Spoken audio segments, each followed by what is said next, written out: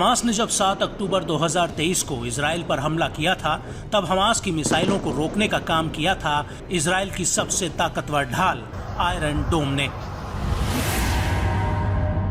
Hamas के ज्यादातर missile और रॉकेट्स को आयरन डोम ने इंटरसेप्ट कर लिया था।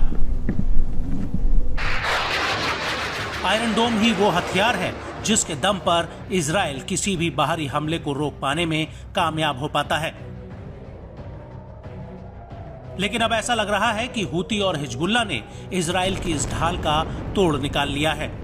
दरअसल 19 मार्च की आधी रात को करीब 2 बजे हूती की तरफ से दागी गई क्रूज मिसाइल इजराइल के इलेट सेटलमेंट पर आकर गिरी थी और खुद इजरायली न्यूज चैनल 13 के रिपोर्टर एमलॉक बोकर का कहना है कि ये बेहद ही गंभीर और महत्वपूर्ण गलती है कि एक क्रूज मिसाइल को इजरायली एयर डिफेंस सिस्टम पकड़ नहीं पाया।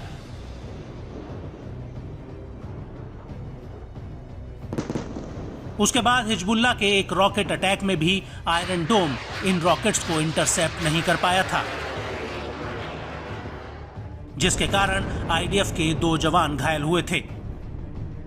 और अब लेबनान के हिजबुल्लाह ने दावा किया है कि उसके लड़ाकों ने शनिवार दोपहर 2:20 पर इजरायली कफर ब्लम सैन्य अड्डे पर 2 आयरन डोम लॉन्चरों पर आत्मघाती ड्रोन दागे, जो सीधे टारगेट पर जाकर लगे हैं।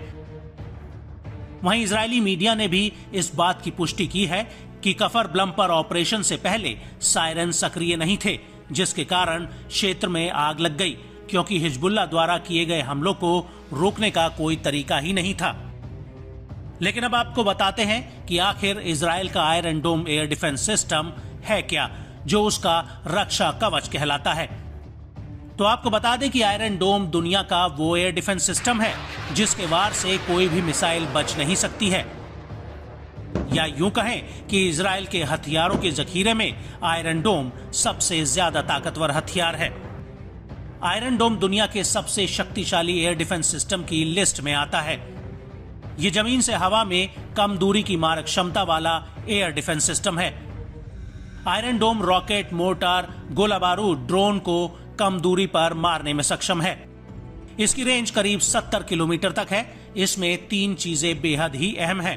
पहली, डिटेक्शन, ट्रैकिंग रडार और बैटल मैनेजमेंट और हथियार नियंत्रण।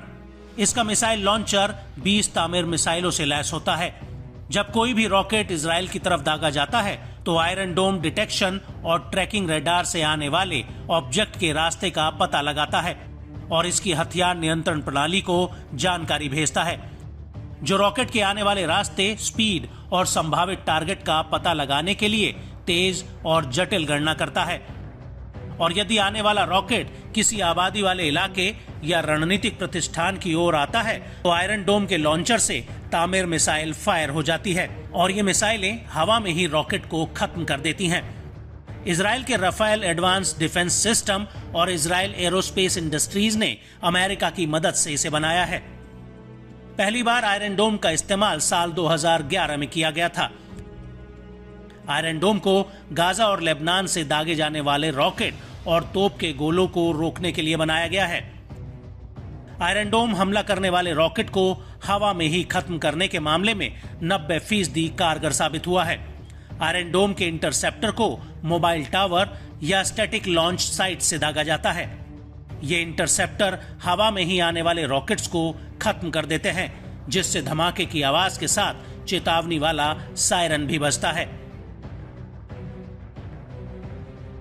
लेकिन अब हिजबुल्लाह और हूती के द्वारा दागी गई मिसाइलें और ड्रोन अगर इजरायली जमीन पर गिर रहे हैं तो क्या ये कहना सही होगा कि मिडिल ईस्ट में जिस कवच के कारण इजराइल अपने आप को सुरक्षित महसूस करता था, अब उसका ये कवच हिजबुल्लाह और हूती ने भेद दिया है।